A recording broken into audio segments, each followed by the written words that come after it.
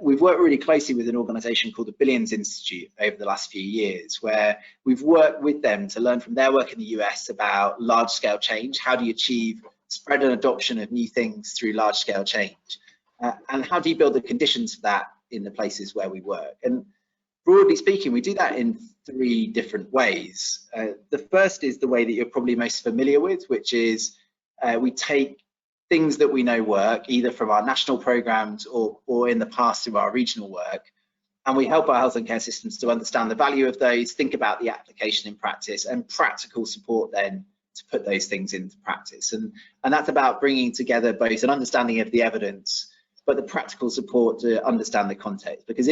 implementing something in one GP practice or one hospital is not necessarily the same as implementing it in another. And as much as we'd like to just be able to press a button and say, let's get that thing done everywhere, we all know that's not how the NHS works because of the nature of how it's evolved over many, many years. So not necessarily deliberate, but that is the nature of where we are. So those practical programs where we roll our sleeves up, we get involved working with our providers and partners across the 3 counties that we work in, the 3 systems that we work in, and help them do that practically.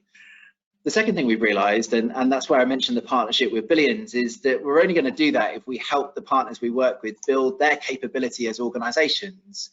to be innovative, to be able to improve, and to be able to adopt those things in practice and at scale in the organizations that we work with. So a big part of the work we do is about working with those partners to help them to build their capability to do that. So some of that's through things like quality improvement training and building an awareness and understanding of how do you do rapid scale testing of change, and understand the value of that, and understand how and why something may or may not have worked. But it's also about building the culture and capability for absorbing new things as well, and recognizing how we think about that in the context of our own individual organizations interacting with others as well. So I think there's a large part of a kind of culture and skills based piece of work that we do around our second area of capability building. And then the third area of our work, which I think is also particularly important when you're bringing together the kind of nature of it being both in building the evidence base around the science of the change that we're trying to bring about, whether that's a new piece of technology or a new service model, is the work that we do around evaluation and learning. So that's about helping the partners that we work with test out stuff in practice, validate whether or not it actually works in the way the evidence suggests it works in practice in their context,